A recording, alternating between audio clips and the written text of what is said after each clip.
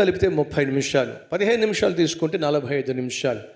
45 నిమిషాలు భోజనానికి మీరు ఏ విధంగా టైం ఇస్తున్నారో, అలాగే ఒక 30 నిమిషాల నుంచి 45 నిమిషాలు బైబిల్ చదవడానికి కనుక మీరు టైం ఇస్తే, శారీరకంగా మీరు ఆరోగ్యంగా ఉండాలంటే ఆహారం ఎంత అవసరమో, ఆత్మీయంగా మనము ఆరోగ్యంగా ఉండాలంటే ఖచ్చితంగా వాక్యాన్ని కూడా మనం అలాగే చదవాలి.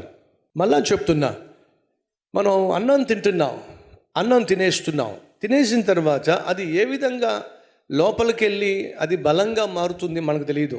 కానీ మనం అన్నం తిన్నామంటే ఆకలి తీరుతుంది, నీళ్లు తాగామంటే దాహం తీరుతుంది. నీళ్లు ఏ విధంగా దాహాన్ని తీరుస్తున్నాయో మనకు తెలియదు, కానీ దాహం తీరుతుంది. అన్నం భోంచేస్తే ఆకలి ఏ విధంగా తీరుతుందో మనకు తెలియదు, కానీ ఆకలి తీరుతుంది. అలాగే జాగ్రత్తగా దేవుని యొక్క వాక్యాన్ని మనం ప్రతి దినము చదివినట్లయితే అది ఏ రీతిగా మన ఆత్మీయ జీవితాన్ని బలపరుస్తుందో మనకు తెలియదు, కానీ ఖచ్చితంగా మన ఆత్మీయ జీవితము బలపరచబడుతుంది. ఆరోగ్యాన్ని, ఆత్మీయతకు అనుగ్రహించేది దేవుని వాక్యం. సంగమా, వాక్యాన్ని దయచేసి నిర్లక్ష్యం చేయకండి. అటు విశ్వాసం కలిగిన వాళ్ళు 2 చేతులు పైకెత్తి ప్రభువు ప్రార్థన చేద్దాము.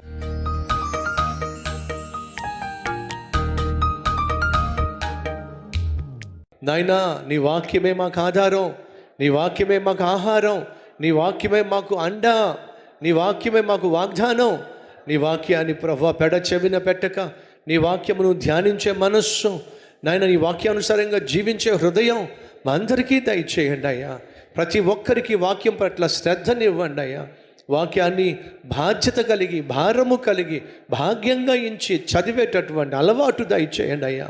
నాయన నీతో మొదటి గడియ, నాయన నీతో సాయంత్రం పోయే ముందు ఒక గడియ గడిపే మనస్సును ప్రతి ఒక్కరికి దయచేయండి.